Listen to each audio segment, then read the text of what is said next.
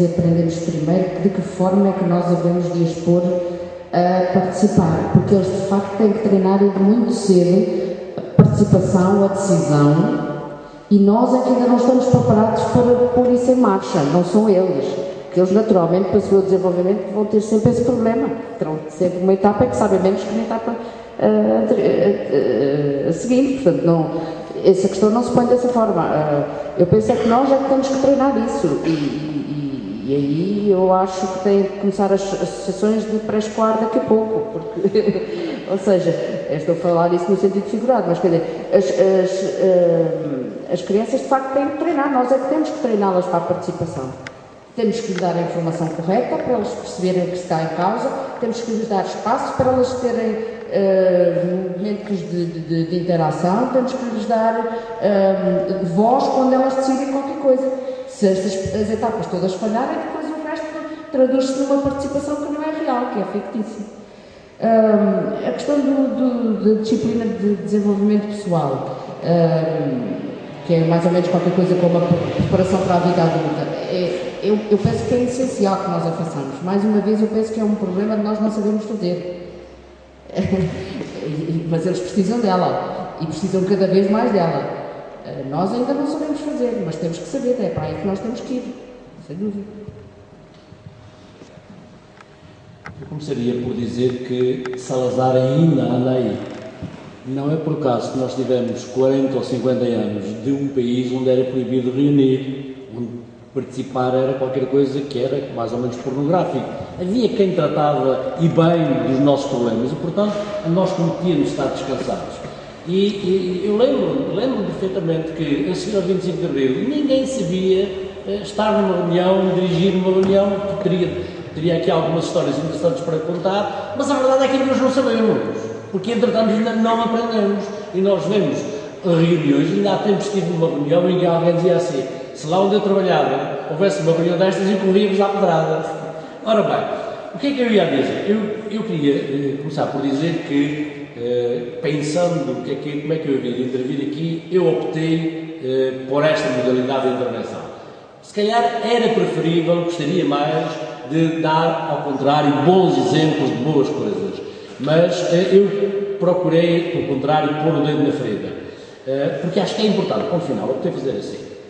Relativamente não, mas eu queria dizer que há muita coisa boa que se faz por aí. Por exemplo, falo do movimento da escola moderna. Não precisa de que as crianças tenham 18 anos para haver democracia, para tomar decisões. E falo só do movimento. Vou só dar um exemplo. Eu não gosto de falar de mim, mas às vezes não me importa. Eu um dia olhei para os meus alunos e disse assim: é pornográfico que eles me digam que têm 3 testes no mesmo dia.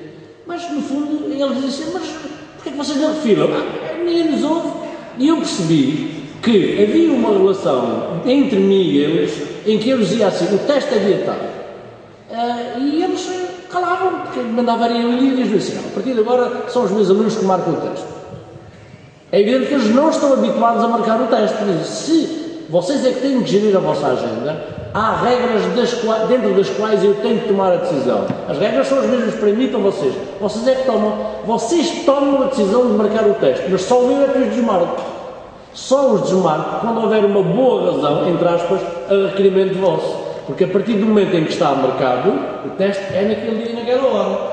Isto gerou logo uma confusão desgraçada, porque marcar o teste e depois ter que fazer naquele dia é muito diferente de andar a chatear o professor: mude lá, mude lá, mude lá. Voltando então agora às perguntas diretamente.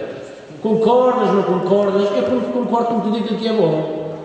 Ponto final. Eu concordo com tudo aquilo que funciona bem. Ponto final. Parágrafo. Discordo de tudo que funciona mal.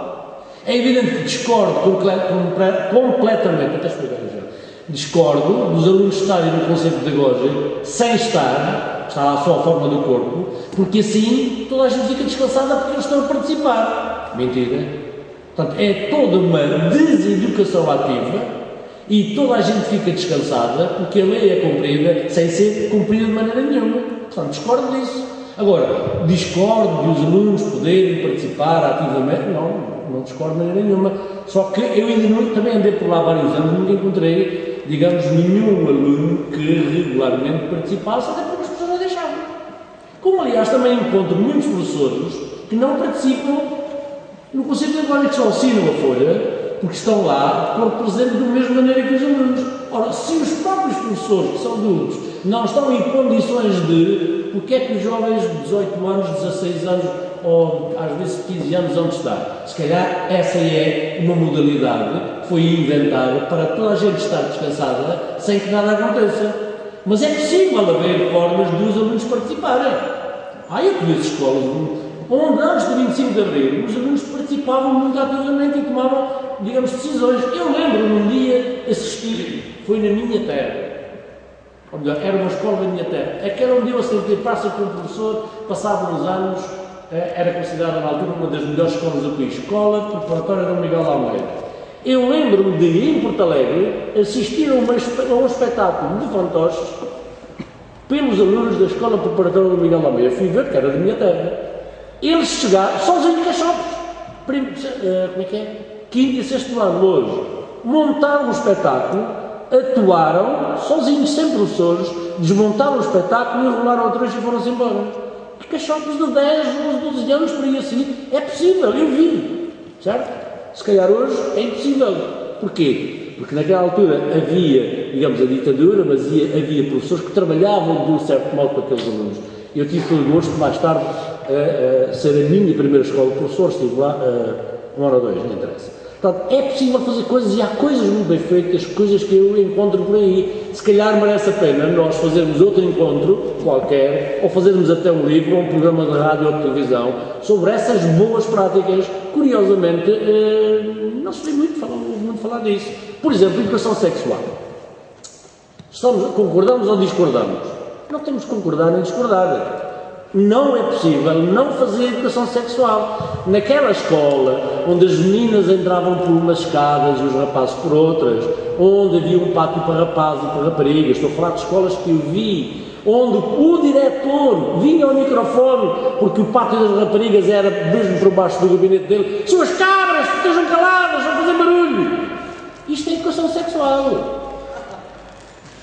Certo? Mas como é a educação sexual numa escola, onde rapazes e raparigas estão na mesma sala de aula, onde um ou uma pode ser delegado de turma, ou usar a palavra, onde um professor ou uma professora pode ser diretor, e assim sucessivamente, a educação sexual também é a educação para o lugar do homem e da mulher, para a relação, para a não violência entre namorados, e assim sucessivamente. Ou então é a educação sexual numa outra escola, e nem devia falar disto, mas é verdade, onde os rapazes apalpavam as raparigas e onde o Conselho Diretivo achava que não era nada especial, é próprio da idade.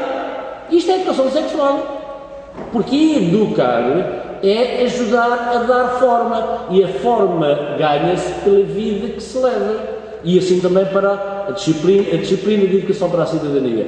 A disciplina, se calhar, não tenho nada contra, pode ser um bom momento para refletir sobre os problemas, porque a forma como as pessoas se relacionam entre homens e mulheres, ou com o ambiente, ou com a energia, ou com a política, ou assim sucessivamente, são educação, são formas de cidadania, de construir uma cidade onde os homens são mais ou menos iguais que as mulheres, ou são todos iguais uns aos outros, ou uns são mais ciganos do que outros, ou assim sucessivamente, os pretos têm lugar ou não têm lugar, ou então, por exemplo, um dos pontos que eu aqui tinha a ver com a homossexualidade. Um dia estava eu numa aula, era professor de, como é que se chamava, animação sociocultural, e então era uma turma só de raparigas, aí me parecia um bando de galinhas, e eu: o que é que se passa? Oh, a pessoa está com duas estufas em baixo. Isto são factos. E a forma como um professor, eu no caso, atua num momento destes, é educação para a sexualidade, ou a educação sexual. Não sei, não digo mais nada. Não é exato, não há muito mais tempo, só se falar uma coisa muito rápida. Muito obrigado à escola que aqui nos acolheu, muito obrigado às Silvírias que aqui nos trouxe, muito obrigado aos que estiveram presentes e, inevitavelmente, muito obrigado à doutora Joana Malhos Vidal e Laura Santos por este serão que aqui passamos. E muito obrigado também ao frio que está aí a matar os charutos que são pouco propícios para a fruta. Obrigado.